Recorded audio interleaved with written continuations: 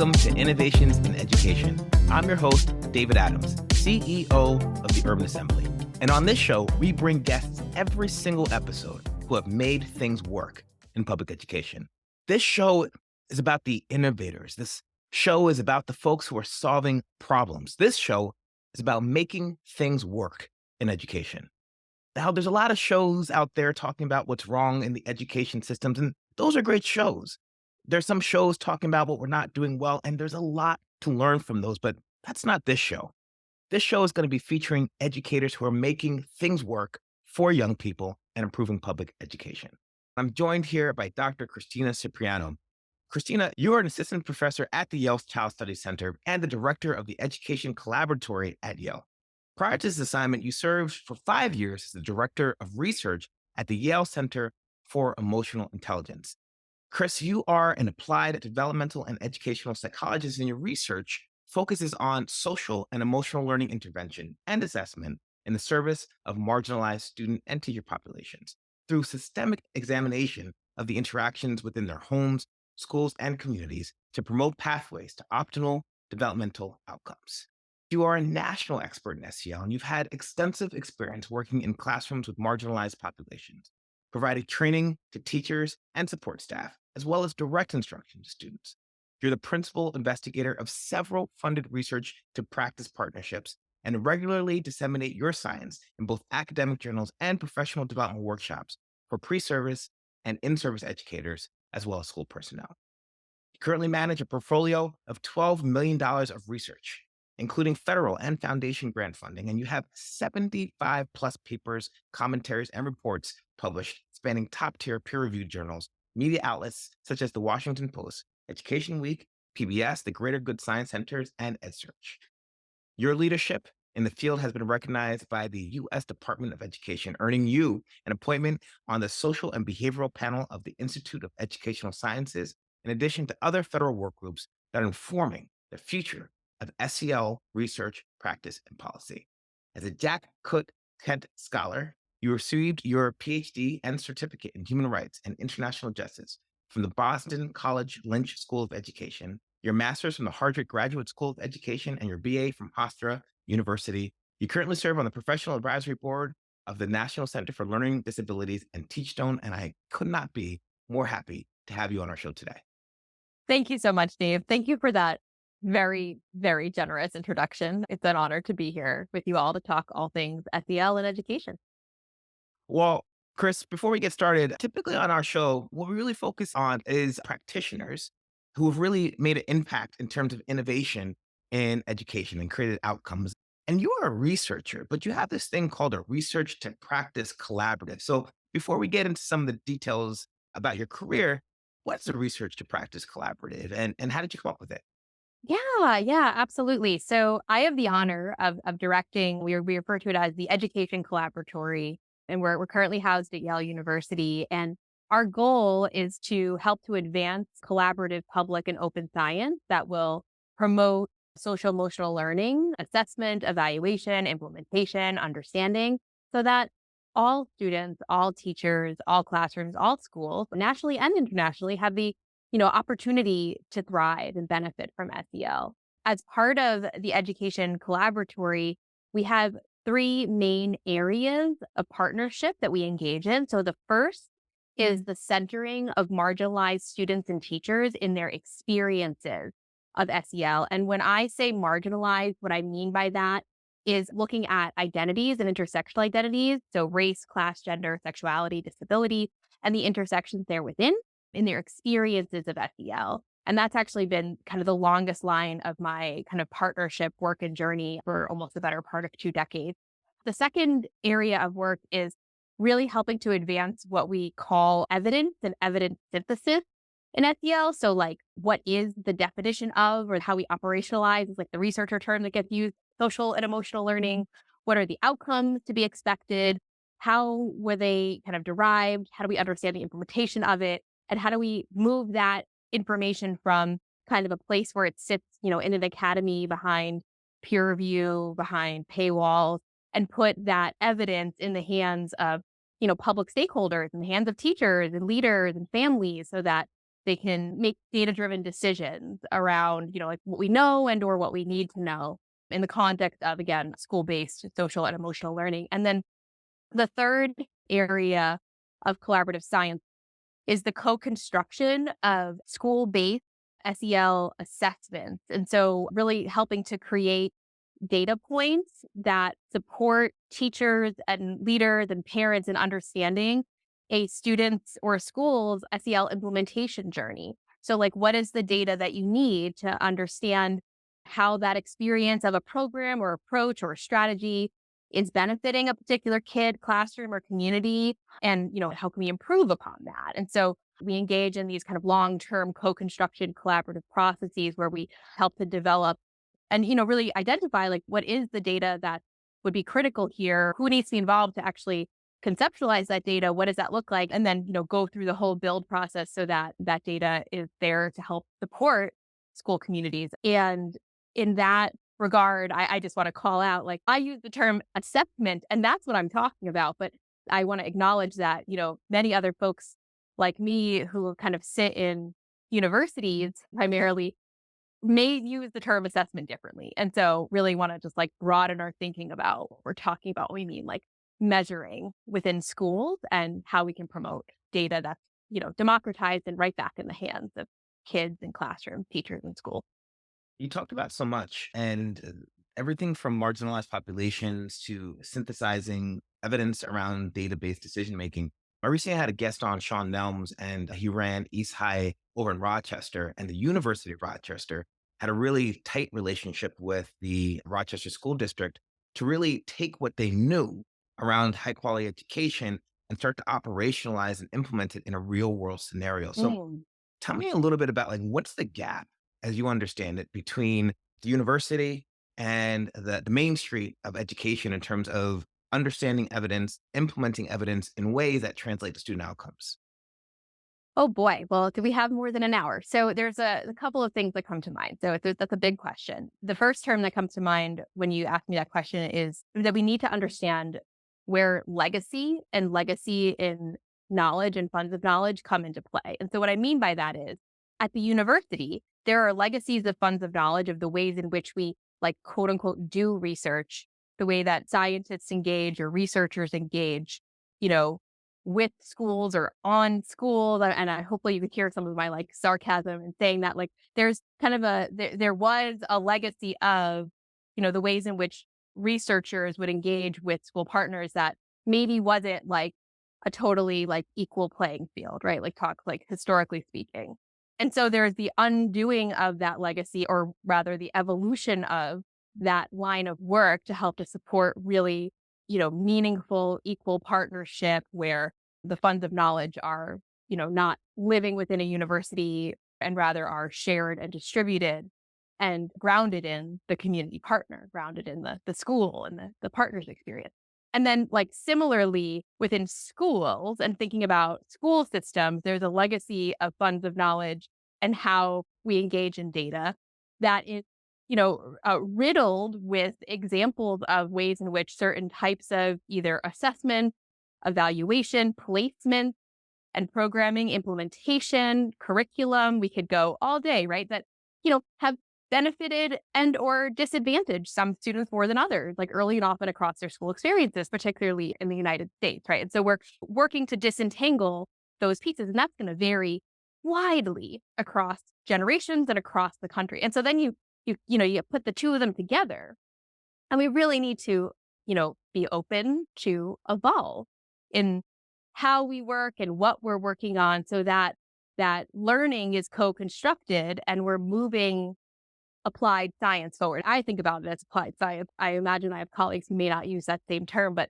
so that it is really relevant and still rigorous, like from a, academic standpoint, and like best possible methods and measures that center the experience of the community partner, of the school, of the student, and the need for their, use of and data, outcomes, progress, et cetera, that will help in that school-based evolution. There's a lot there and a lot of room for evolution and growth on kind of both ends. We kind of all move ourselves forward. I want to take this Yeah, notion of please. applied silence a little bit more deeply, right? Because as a researcher and a developmental researcher and a person who's got her background in psychology, talk to me about this notion of applications, right? Yeah. We have Rand who spends a lot of time thinking about like how to apply research to the real world. Mhm. But I get the sense that the ivory tower is less kind of gung ho about applications of educational research than we are, I think, in the education space, who's like, hey, just show us some cool stuff and we can think about what implementation looks like. Well, okay, yeah. So there's a couple of things there. So first, maybe let's just like out myself. I'm a first generation high school graduate. So my dad went to school through 8th grade. I still can't believe I'm on the faculty at Yale. So when I hear comments about, ivory tower or, academia up there, over there on behind the wall, I kind of take pause because I think there are increasingly more and more people like me who are in spaces and places that people wouldn't assume they wouldn't be within the academy. So we just kind of like hold that one there. And in terms of applied science, so in psychological research and in, thinking about children, adolescents and their progression, the ways in which it was traditionally studied, there was like basic science of understanding how these different types of constructs and outcomes develop over time and trends in kids and youth. And then it was applied Mm. to school settings, applied to out of school settings, applied to in the family, in the university, et cetera, et cetera. And applied developmental science really helps to understand that growth in those trajectories in context as we kind of help to understand and help to improve the conditions to thrive for youth. Um, I'm using the term applied science in the sense that we can take the best possible measurements, the best possible ways of thinking about and knowing about how we like what we know in youth trajectories and in kind of what kind of inputs produce what, the likelihood of certain kinds of outcomes for kids. Um, in the context of their home, school, community, at the nexus of those intersections of identities, so that we are applying it in a way that is meaningful and malleable for them in context. And so, to the point about like, is it honored in the academy? Well, maybe we could talk about that offline a little bit. But generally speaking, I've been really affirmed by the recognition of public science and public writing Mhm. and how that is kind of helping to, at least from my little vantage point in academia, kind of change the perspective a bit on, where and how you share your work. Because, it's like, as I'll just say, yeah, I have to publish in peer reviewed journals and so forth, but I really care about if the message is getting to like the classroom, the school board meeting, the kitchen table. Like that's where it matters in terms of the type of work that my colleagues and I engage in, as well as to help to support other researchers, making informed decisions. You started to talk a little bit about your background, and this leads me to the question of why SEL, right? You could have studied anything, you could have put your talents towards any field. What brought you to SEL? And tell me a little bit about the kind of person that you are and kind of world that you want to see as a result of your research.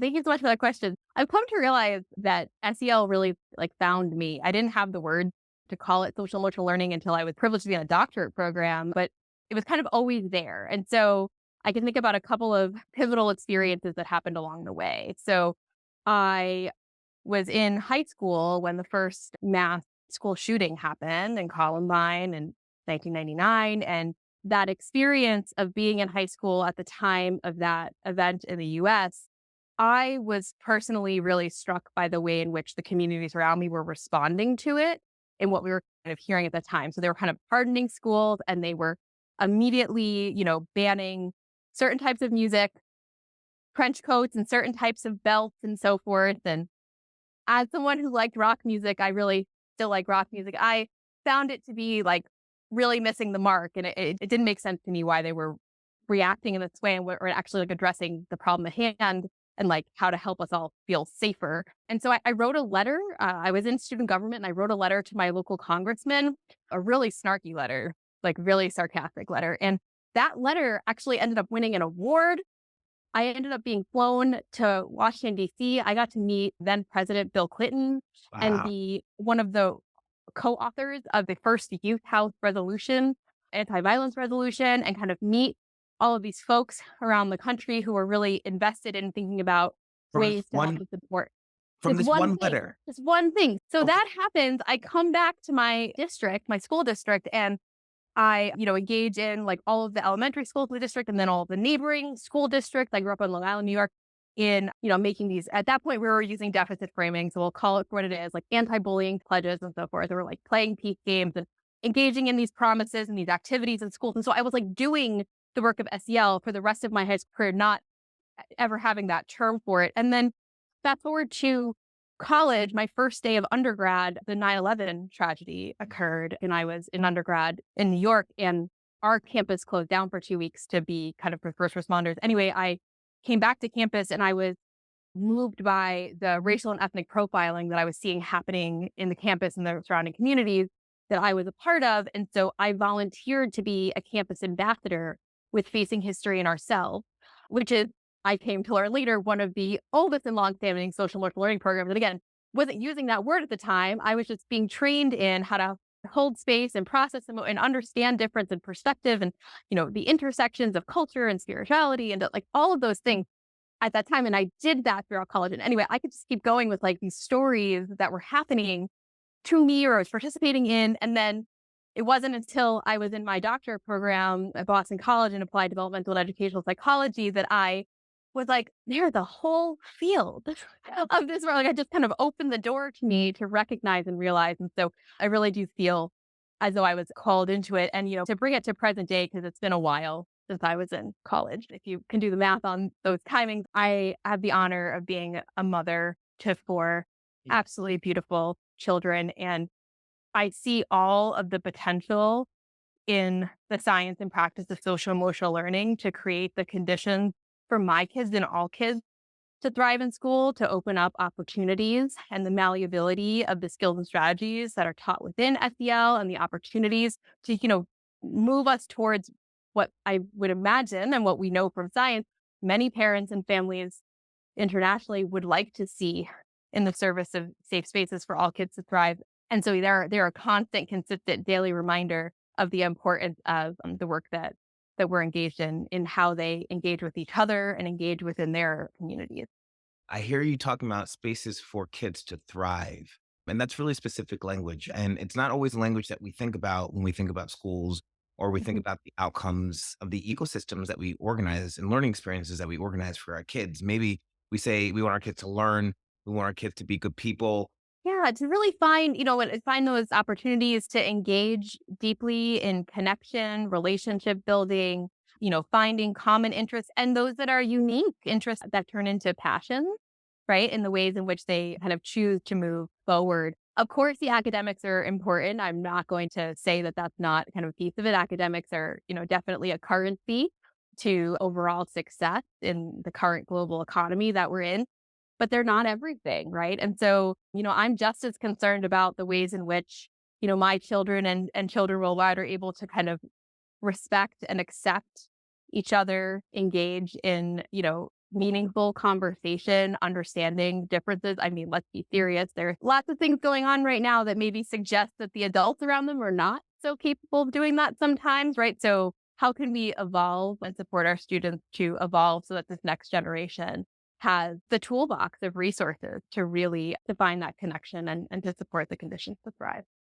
And speaking of toolboxes, you have a new meta analysis out, and it's the state of evidence for social and emotional learning, a contemporary meta analysis of universal school based SEL intervention. So, first off, tell us a little about what is a meta analysis? Yeah. How do we understand that? And then what are some So you learned? absolutely. So a meta-analysis is a very specific type of statistical technique that looks at, it's called the corpus of studies or all of the available evidence in a given sector.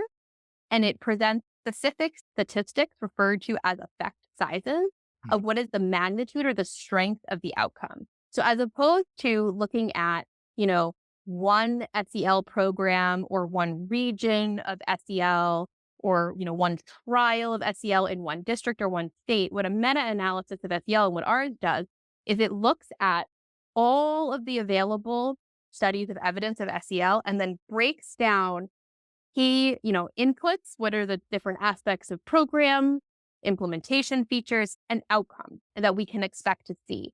And so in our meta-analysis, we looked at what is the available evidence from January 1st of 2008 through the end of 2020. And that data is really important. We started with from January of 2008 because that is where the SEL field seminal paper that was by Durlak and colleagues actually left off in its review. And in our meta-analysis, we looked at all experimental trials of SEL globally over the course of this time period. So we looked at the effects of over 400 studies representing over 50 countries, over a decade of evidence, and more than 500,000 kids ages 5 to 18 to look at what could we glean as the expected effectiveness of social and emotional learning. And I'll tell you, Dave, as somebody who is interested in and invested in advancing SEL, I'm really interested in understanding the nuance in how all these programs are different and kids are different and, what are the different mechanisms there.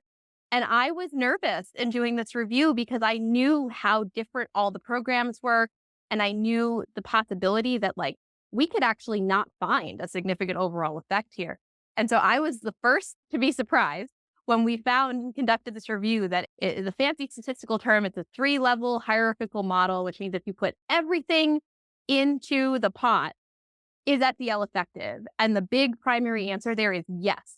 Yes, it is effective with a moderate effect size, which is outstanding in terms of evidence to stand on of the effectiveness of SEL. And then we looked at 12 outcome domains, 12 contemporary outcome domains of the types of skills and strategies and psychosocial and academic outcomes that we would hope to see students benefiting from in SEL. And we found significant positive effects in 9 of the 12 domains from this evidence, which is really outstanding. So we know that students who participate in SEL programs have increased skills, attitudes, and behaviors, but it's not just any types of behaviors. We actually found that there's significant effects in both their pro-social behaviors, so being friends and friendly to each other, as well as their civic behaviors. So for programs that taught those skills, there were benefits there, which, not all programs do, but it was quite interesting to be able to see that we found that evidence, again, at scale.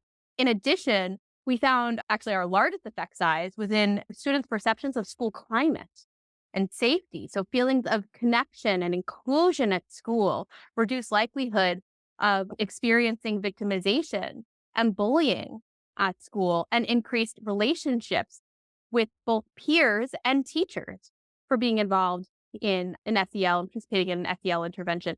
And lastly, I'll note that we also found that students who participate in SEL programs feel better. So from a psychosocial standpoint, we saw significant reductions in experiences of stress, anxiety, depressive symptoms, and suicidality, right? So, when we think about the current state of mental health of young people in the United States and abroad, these findings are rather profound and quite timely in terms of the opportunities for investments in SEL. And, I guess I should also mention, yes, we found evidence of the academic achievement or school functioning indicators. So we looked at a global indicator of school functioning, which included academic achievements and tests and GPA, as well as homework completion, on-task behaviors, engagement, and attendance, and found a significant overall effect, again, in the moderate range, as well as looked at just that subset of academic achievement outcomes and indicators and found significance there as well. So this is amazing, and it's a monumental study. And I just want to take a second here to summarize what I heard. Right. So you did a meta-analysis, which is I understand is a studies of studies, and you use this word corpus, right? And you looked at all these studies from all across the world, and you tried to estimate what I understand are effect sizes, and you really wanted to focus on notion of inputs, what was happening, implementation, how well was it happening, and outcomes, what were the results of it happening. Mhm. And across all these studies, you were feeling a little bit like, I don't know, we may not see what we want to see. But being a Mhm. great researcher, that did not deter you from doing the due diligence and putting all these different spaces in. There was a huge amount of difference in ways that the programs were organized and approaches. Mhm. But despite these differences, 9 out of 12 of the outcomes that you studied demonstrated moderate effects. And you seem to be really excited about moderate effects. Now, typically, when people say moderate, I'm like, well, it was moderately good, it's moderately bad. Can you help me understand why you're so excited about moderate. Yeah. And you know what? Honestly, some of ours are even moderate to large range. Earlier I was talking about this idea that like we need to understand kind of the legacies of knowledge, so those that kind of are in the university versus those are in the school system to evolve them. And so within effect sizes, there was kind of this one particular legacy that was the gold standard of kind of what was a small, medium or moderate and large effect. However, that framing did not come from school based intervention work. That framing came from more controlled trials that were happening outside of school systems. And so in 2020, Kraft and colleagues put out kind of a contemporary new frame, a new estimate of when you're doing a school based intervention trial, like a randomized control trial, a quasi experimental design, like what could we really expect to see an outcome using the most rigorous scientific methods that we now have available to us in both measurement and implementation science? And the reality is that those kind of larger effect sizes that we're seeing before have a likelihood of not replicating in contemporary times as a result of the way we measure what we measure, open science practices, pre-registration, and so forth. And so anyway, without going down like too much of a nerd rabbit hole there, I can say with confidence that the effect sizes that we found are something to be very, very proud of in light of the word that gets used in science is the heterogeneity. So kind of the level and degrees of differences of what was put in and the ways in which we were, very carefully helping to support optimizing and maximizing all of the data. So I'm a big proponent of inclusion in my life across all aspects of it. So it's not just, in thinking about the ways in which we engage with people, it's also the ways in which we engage as scientists. And so from a statistical standpoint, being all inclusive of the ways in which schools across the world talk about SEL, the types of strategies and skills that are taught. So prior to this review, Stephanie Jones and colleagues, extensive work at EASL, had mapped over 700 skills and strategies, over 136 frameworks of social emotional learning. In our review, we documented over 4,000, right? And that's like about, it's been about 5 years since our initial work came out. And so it really just goes to show like how we are evolving. Our field, our world is evolving in the heterogeneity of the terminologies that was used. Could I have kept the parameters or like the goalposts small in this review and maybe found a large effect size? I bet I probably could have, Mm. but I didn't do that. I kept it wide. I was all inclusive and really did it with best possible practice of open science of here's what in practice terms, here's what the public is saying FBL is. Mhm. Let's analyze that effect size. And so, yes, I'm very excited about the moderate effect, and I encourage you all to be as well.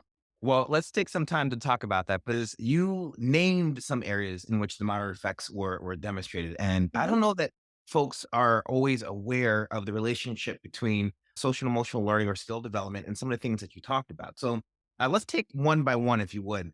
Let's start off with civic development. I know you didn't expect me to start there, but civic development, let's talk a little bit about that. Mhm. Social emotional learning program or exposure to these programs have a moderate or large effect or small on students' ability to interact with each other, students' Mhm. sense of patriotism. So it wasn't patriotism. I want to call that was not a term. We did like we open coded, and so patriotism did not show up. I want to be very clear about that. But it was an increase in civic attitudes and behaviors. So like interest in participating in a civic or democratic process at school, any sort of like voting related to kind of sharing a voice or diverse perspective, recognition of the differences of opinion, perspective, origin within the system. Those were kind of what was falling within that kind of civic attitudes and behaviors. And what we found was that students who participate in social emotional learning show this significant outcome in this area. And again, it's at scale. So it's a global indicator, but you could, because I'm an open science nerd, like our team, we mapped all of it out. So someone could say, I want to see all of the studies that had civic attitudes and behaviors as an outcome. I want to look at each one of those outcomes. It's all up there on open science for folks to kind of strain their way through to kind of look at those elements. I want to speak to this because we're living in a time where some of the areas that you just talked about, and we're going to talk about some other areas as well, Mhm, pro-social behavior and academic outcomes. But mhm, some of the areas that you talked about are areas of intense need or intense concern in our society, right? This notion mhm, of participating in a democratic space, being willing to consider individual versus collective outcomes. These are things that are not just important to educators in social emotional learning, but to society itself. Absolutely. I can't say enough about that. And it'd be interesting to know, like, so we're currently doing an update right now to our review because when you do a review like this, it's basically immediately out of date by the time you finish the analyses. And so we're doing the update and kind of definitely catching more studies that are looking at civic attitudes and behaviors as an outcome. Whether or not the study itself, the SEL program, actually has that explicit component in it. So I want to like Mhm. clarify that, right? It doesn't mean that certain programs or that all programs do or even should for that matter. It's rather what we see in the outcomes in terms of like, the ways in which kids are engaging in their school communities and those increased civic attitudes and behaviors. It's almost as if the concepts of social emotional learning can be applied across a range of pro-social behaviors. And civic development is one of the illustrations of how social emotional concepts are showing up for young people. Yeah, I love the way you just framed that, Dave. Yeah, absolutely. Our research firmly would support that illustration.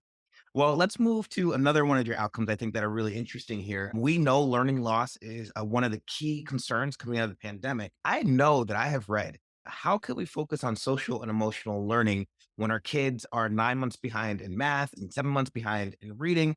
And I actually have read specifically from certain groups that social emotional skills shouldn't be included at all in an academic context because we should be focusing on the content. But I'm hearing from your study that social emotional learning exposure has an impact on students' academic outcomes. Tell us more about that.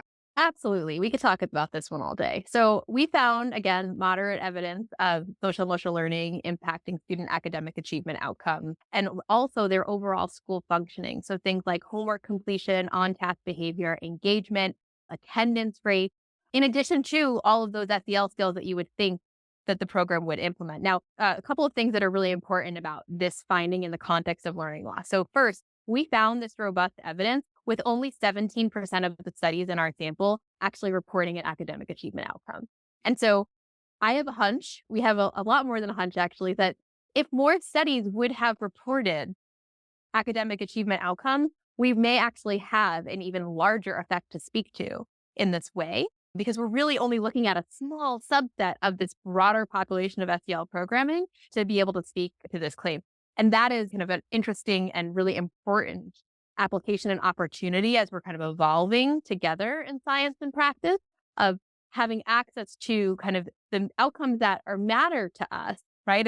If that's what matters, if we want to know how it's shifting, how it's supporting students and, I personally have a hard time with this frame of learning loss, but for supporting students to kind of quote unquote catch up, as folks would say, and kind of make those academic gains, well, we need to be reporting it in a way so that, folks like myself and others can produce that research to show really the strength and the magnitude of that association. I also just want to clarify, from a psychosocial standpoint, we think about what we know about learning and academic learning and memory and attention and cognitive processes. We should not be separating them, right? This is kind of, we talk about the legacies of knowledge, right? The legacy of knowledge prior would have said that like emotions are over here and like, calculus is or whatever, like science is over here.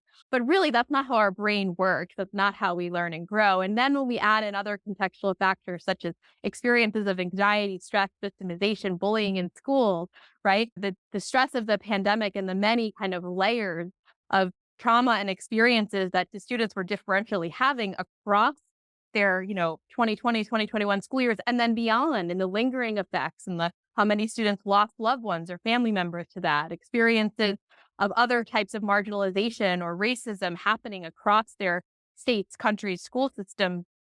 There's a lot there. That's a lot for any one of us to be navigating. And so we know there's strong science to support the connection between investing in students' social emotional health and well-being concurrent to production of academic achievement. And I have a hunch that if we had more academic achievement outcomes at the proximal level, we would be able to even speak to this with much stronger magnitude of effect. I know I'm really excited about this. And if you'll indulge me, I'd like to talk about the outcome around mental health, because that's another thing that we're really concerned about coming out of the Mhm. pandemic. And I'm still amazed, Chris, as we look about this research, we're talking about one set of skills that not only impact your academic outcomes, your civic attitudes, but now even your mental health. Tell me more. Yeah. Yeah. So our research found that students actually feel better. So like globally feel better psychosocially. So what does that operationalized as? It's the outcomes of like reductions in anxiety, reductions of experiences of stress, depressive symptoms, a decrease in what is referred to as externalizing behaviors, as well as reductions in suicidality, among some others across our research. And so when we think about the types of skills and strategies that are taught in SEL programs, as I mentioned, it's a pretty large swath. They tend to generally fall within a 5-factor framework produced by the Collaborative for Academic Social Emotional Learning, or CASEL. But within that frame of what are these kind of larger bucket skills, when we start to know ourselves and understand the ways in which our affect or our emotion are showing up in how we engage, and we start to recognize the ways in which affect is showing up in others around us, and then we have those skills and strategies to help to monitor and regulate and apply that affect in productive and healthy ways so that we can make responsible and healthy decisions in support of ourselves and others, engage in different types of behaviors that are productive and useful for our learning, our friends. I mean, you could go on and on and on. There's seemingly an endless amount of possibilities there. And each and every one of these studies, in isolation, looks at like a little piece of it, right? Not all of them look at everything. That would be impossible.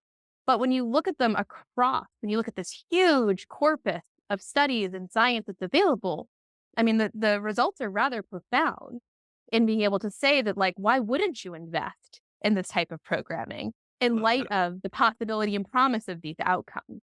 Chris, you got to color me skeptical. I'm hearing that suicidality, which is one of the most extreme displays or Mhm. representations of mental health crises, Yeah. can be reduced not by increasing the number of psychiatrists or psychosocial interventions in terms of psychomedical, but by just teaching skills. I think that's hard to believe. Well, let's tease that apart a little bit. I appreciate that, and I too, I look at this with a very rigorous lens on.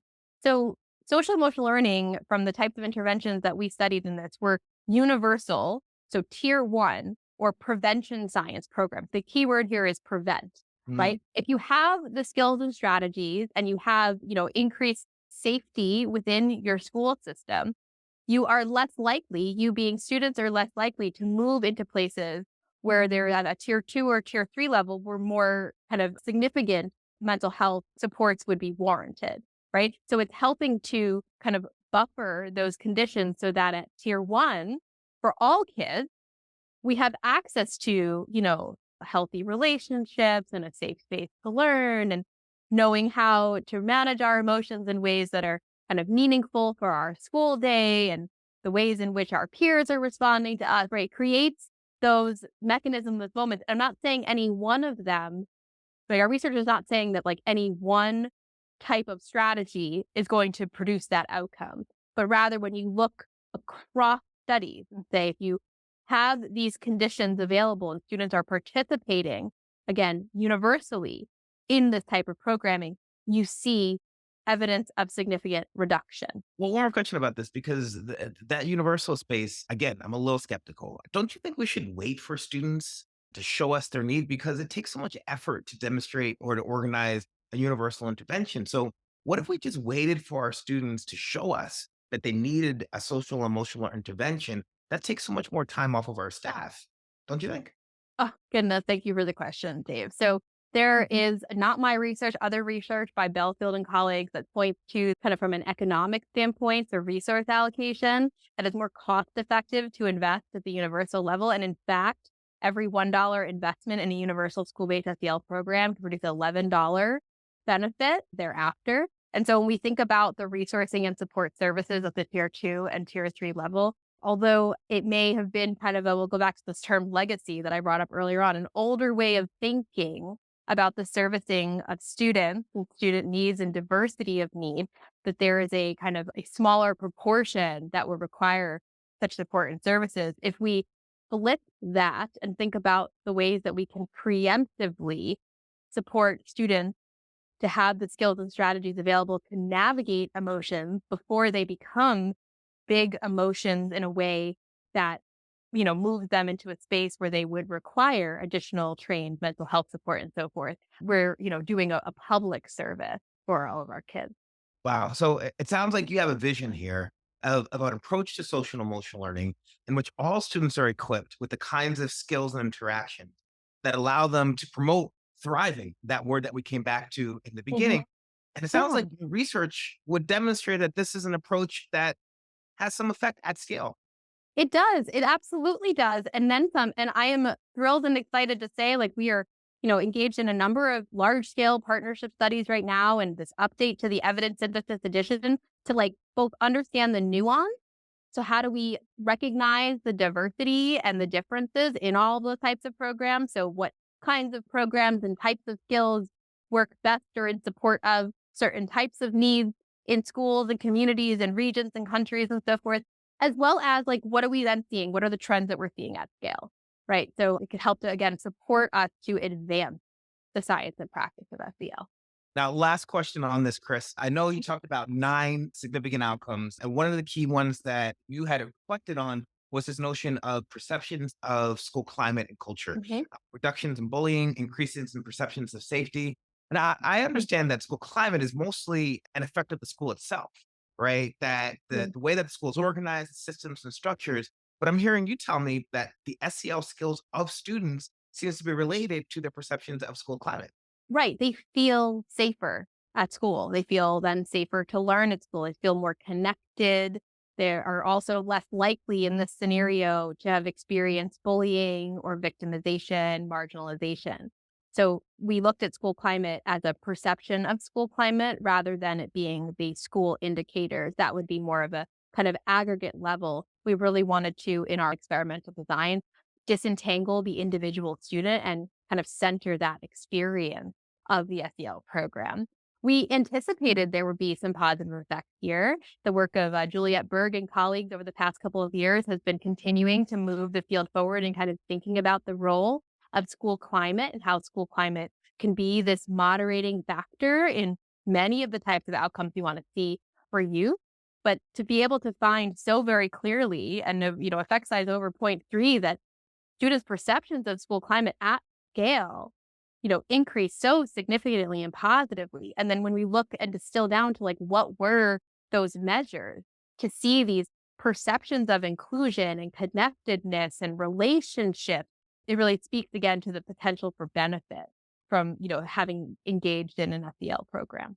That's incredible. I mean, everything from school climate to mental wellness and thriving to Mhm. pro-social behavior to academic outcomes is presented, or I should say justified or even solidified by the Mhm. work that you've done with thousands and thousands and thousands of studies. And I want to say this one more time, Chris. And you said I could have included less studies to get a stronger outcome, but I Yes. really wanted to do this in the most rigorous way possible. Yes, exactly. And, on that note, I'll say in our review, only about 22% of the studies reported that their implementation was moderate to high. And so when we talk about like quality of implementation, right? We are, as applied practitioners ourselves, right? We are invested in highest quality offering. Older science may have said we only want to look at the effects of the high quality implementation. And that's where you'd see the largest effect. And of course you would, right? But that's not reality in the ways that schools operate. It's not that people are intentionally not implementing with the highest quality. Rather, there's a lot going on in school. And so sometimes the asks of certain types of programs or interventions may be incongruous to, the ways in which the school is, seeking to engage in youth. So to then think about it that way and say, well, the school was doing or the programs were doing the best that they could in the conditions of like what is real in their school day. To then see that positive effect is again, this is why I am so excited about this. And I'm just keep trying to share with folks. Really, the science is all here. And so I'm just thrilled to have the opportunity to share it. And now, Chris, just for the sake of clarity, we've talked about a number of these significant outcomes, but I'd love to get through all 9 significant outcomes that you demonstrated as the result of your study on the state of evidence of SEL. Tell me what we got. Absolutely. So we saw increases in students' social emotional skills, their attitudes and beliefs, their pro social behaviors, their civic behaviors, their peer relationships, their school functioning, which includes academic achievement, and their perceptions of school climate. And we saw significant reductions in their externalizing behaviors and their experiences of emotional distress. From one approach, which is social and emotional learning, I can't understand why anybody wouldn't stop what they're doing right now and think about how can I invest in universal SEL programs? I'm with you, Dave. And you Totally with said you on 11 to 1 return on investment in terms Mhm. of what we put in versus what we get out. Absolutely. And I'm thinking about if I were a school or district, how could I take this research and start to do something about it in my own area so that I can get some of these outcomes that you demonstrated in your research? So, one, we have robust, significant evidence for the effectiveness of implementing universal school based SEL programs. So, adopting programs at your school, like this isn't a question about should we. It really now turns to like a which one. Which one will we adopt and how will we do it? And who will be responsible for it? So, I encourage folks to move in that direction and seek guidance from organizations like Castle and others who have great, frameworks and guidelines and decision planning for districts and states. In addition, our research found that teachers are the strongest implementers of universal SEL programs. When teachers implement the program, they have more robust and significant effects. This was a moderator, is the term that was used. And so that means investing in adult development and adult support of social emotional teaching of how to implement would be a great kind of way to engage professional development funds as well as for pre-service educators in their training and support. And lastly, I'll note our results were across K to 12. So there isn't this thing that like SEL or emotions only belong for the little kids or in elementary school. We found effects across the academic continuum. So if you are already adopting an SEL program, thinking about the ways in which SEL and kind of that shared language in support of students' social emotional health and well-being can be carried from elementary to middle to high school is of paramount importance. Well, Dr. Cipriano, I am convinced. I'm a guy who likes to look at evidence, and the evidence that you've given me today tells me that SEL is one of the key elements of what it means to be educated in 2023 and beyond. And as we're looking at some of the effects of the pandemic and using this framing of thriving, sounds like SEL is something that we need to be investing in across our country so that all students can thrive and get some of the outcomes that you put forth in your paper. I hope so for the betterment of all of our kids. I certainly hope so. Thank you so much for the opportunity to connect with you about it today. It's an honor to contribute. And thank you, Dr. Cipriano, for the time that you spent on this research study. And we look forward to seeing more schools adopt some of the outcomes that you have demonstrated in the work that you've done. Thank you. Thanks for listening to our latest episode of Innovations in Education, where we bring education leaders who have made things work in the education sector. If you like this episode, please subscribe so that you can hear more great content around innovations in education. I've been your host, David Adams. Have a great day.